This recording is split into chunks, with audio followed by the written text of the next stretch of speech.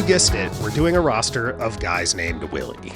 My premise is that Willie is the most elite baseball first name. I'm not doing any deep research on this right now, but with all the baseball legends named Willie, I thought it's gotta be. But after actually putting this roster together, I'd conclude that a Mike team or a Jose team would probably be better.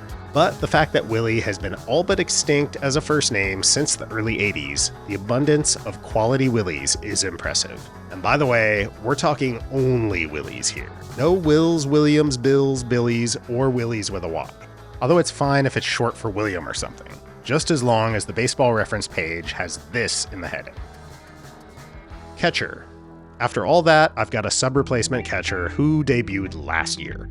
Yeah, we're thin at catcher, but we'll make up for it. Willie MacIver is surprisingly the Willie with the most games behind the plate, with 31.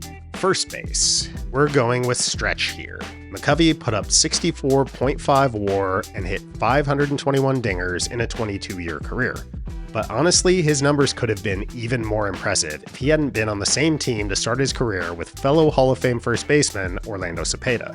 McCovey debuted on July 30th of 1959, and the dude was shot out of a cannon. He went 4 for 4 in his first game with 2 triples and never looked back. Despite playing in just 52 games, he won the Rookie of the Year award unanimously. The Giants shuffled Cepeda around to third and then left to make room for McCovey. If the Giants hadn't had such a star in Cepeda already, you could make the argument that McCovey would have made the team out of spring training in that rookie year. Hell, you could make the argument that he would have gotten a call-up at some point in 58, because he was raking in AAA that year. In 59, he dominated AAA pitching to a point where they couldn't not bring him up. But then the next 3 years, McCovey would be a part-time player, platooning at first with Cepeda, who would shift to left against righties. Then eventually they'd move McCovey out to left, where he was terrible defensively, but at least he got more playing time. But you've got to wonder if McCovey would have been in the 600 homer club if he'd been able to get in the lineup every day at the start of his career. Second base, Willie Randolph. A guy who I think ought to be in the Hall of Fame, Randolph was an on-base machine with elite defense and base running. He's 13 in WAR among second basemen, surrounded by Hall of Famers here. But I think for Randolph to get in the Hall, Bobby Grich and Lou Whitaker are going to have to go in first. Third base, Willie Kamm. Talked about Kamm in the Weak Guys episode. He was an excellent offensive player despite having no power to speak of. Kamm was a base-on-balls guru who on-based 372 for his career. Kamm basically predicted sabermetrics back in 1928, saying, "Personally, I have always felt that a base on balls should be recognized in batting averages. A player gets a certain amount of credit for the number of passes given him during a season, but these passes do not help to fatten his batting average any. They should, for a batter is passed usually either because the pitcher fears him, in which case he has won his transportation to first by his acknowledged batting ability, or he is crafty enough and has a keen enough batting eye to wait the pitcher out, in which case he has certainly earned his base. It would only take 70 years for the league to catch up with Willie Kamm. Shortstop, Willie Wells. Hall of Fame Negro League star Willie Wells will be our shortstop. Wells has a claim, along with guys like Josh Gibson and Sadaharu Oh, to status as the best baseball player to never play in MLB. Wells, nicknamed the Devil for his intensity, was a slick fielding shortstop with home run pop. He could do it all. Left field, Willie Wilson. I'm going to go with a 3 center fielder defensive super outfield here. Wilson starts in left, where he actually had the best seasons of his career in the late 70s, early 80s, while Amos Otis had center locked down for the Royals. What's crazy is that Wilson's baseball hero growing up was Manny Sanguillen, and Wilson played catcher in high school. Man, imagine this lineup if we could put Willie Wilson at catcher. Wilson had to learn the outfield in the minors, where he was obviously a quick study, as he was elite when called up to the majors. Center field, Willie Mays. I mean, obviously. And since I talked about how McCovey could have been a 600 club guy, I should talk about how Mays could have been a 700 club guy. After his Rookie of the Year season in 1951, Mays lost almost 2 whole years when he was drafted during the Korean War. You could pretty much bank on him hitting 40 more homers in those 2 lost seasons. I think you could pretty much bank that he'd hit 55 more homers and pass Babe Ruth. Right field, Willie Davis. Another elite center fielder, but Davis did play 79 games over in right in his career. This outfield is going to be tough to drop a hit into. DH, Willie Stargell. Pops is the only guy on this team, or in baseball history, or maybe in the history of humanity, with the given name Wilver. This was a combination of his father's name William and his mother's maiden name Vernal. Wilver. Anyway, Stargell gives us our third Hall of Fame slugger in this lineup. Rotation. Okay, so I was going for a super lighthearted video here with this concept, but when I got to the rotation, I realized I'll need to switch gears and talk about a serious subject which just can't be ignored. Institutional racism. Who knew that making what on its face seemed like one of my dumbest video ideas ever would lead us here? But it has. As you probably noticed, our lineup is almost entirely black superstars. The name Willie, either as a diminutive form of William or as a name in its own right, seems to have become much more predominantly a black boy's name by the 1930s to 1950s, when most of these players were born. And then it appears to have fallen completely off. Like I said, nobody's named Willie anymore, except this guy.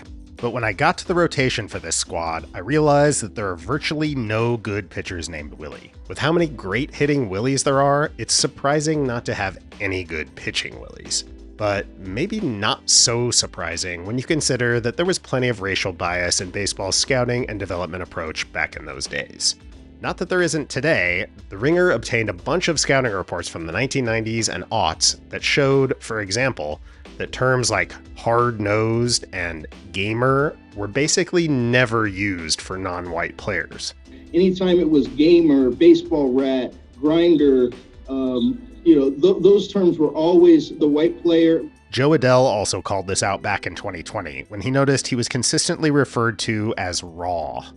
But back in the days when men were named Willie, there was a lot of bias against non-white pitchers. And catchers, as we saw with our lack of catching Willies. Actually, this goes for pretty much any position but outfield and first base. Positions like pitcher and catcher, and even shortstop and second base, were considered by many teams to be too intellectually demanding for those players deemed to be raw and toolsy. This is very similar to quarterbacks in the NFL, where black quarterbacks were moved into other positions deemed to require less in terms of leadership or intellectual capabilities. Even though about half of all starting quarterbacks are black in today's NFL, this still goes on. For example, in 2018, multiple NFL teams wanted to draft Lamar Jackson and move him to wideout. It may not be as stark as the QB situation in the NFL, but plenty of black pitchers got moved off of the mound, and possibly plenty of Willies, including this textbook case, who will lead our rotation. Willie Smith, who came up as a starter but also had a solid bat. After proving himself in the minors, he got called up and pitched 2 seasons in the bigs before the Angels moved him to the outfield at age 25. This was after he did this in 31 innings at the big league level. He had done this the previous year in AAA. Now, I'm not saying he would have been a no-doubt ace starter or anything, but it does seem like a little too early to give up on a guy. And while his bat was decent, it's not like he was Babe Ruth out there and you had to get his bat in the lineup. He also wasn't great in the outfield, which isn't surprising for a guy who had never played out there in his life. Smith is kind of a what-could-have-been guy. Oh, and I have to just play this audio from the Cubs' opening day game from 1969, where Willie Smith hit a dramatic 2-run walk-off homer to flip a 6-5 loss to a 7-6 win for the Cubs. This home run call is something else.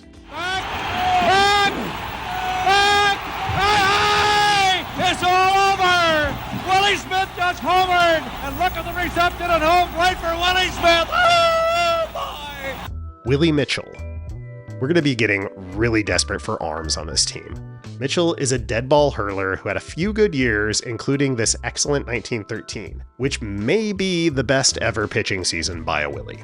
Willie Sudhoff. Willie Sudhoff put up some very good seasons around the turn of the century before his arm wore down from overuse. Sudhoff was out of baseball by 1906 and just 7 years later was institutionalized for being violently insane. Newspapers at the time blamed a beaning during his playing days for his dementia, but it turned out to be an advanced case of syphilis, and he died in 1917 at just 42 years old. Willie Powell. Another wee Willie, this Negro Leagues hurler, also nicknamed Pig Meat, had a couple of great seasons, especially his 1928, where he led the Negro National League in ERA. And similar to Willie Sudhoff, Powell met an awful demise. In his later years, he suffered from health problems that necessitated the amputation of both legs. Wllie Mcgill. Okay, how about a non-depressing Wee Willie pitcher? Wllie Mcgill got his start at just 16 years old pitching in the Upstart Players League for the Cleveland Infants. Okay, here we go, a team named the Infants, hell yeah. Now we're back onto the lighthearted path.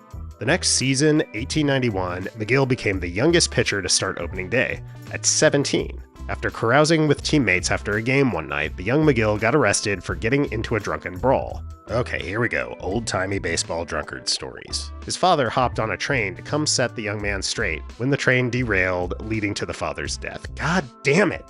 Wee Willie is a curse of a nickname, isn't it? However, this tragedy did lead to Mcgill cleaning up his act and going sober. But he apparently still had a large appetite as he packed on the pounds in his later seasons, leading newspaper cartoonists to absolutely shred him. Like this.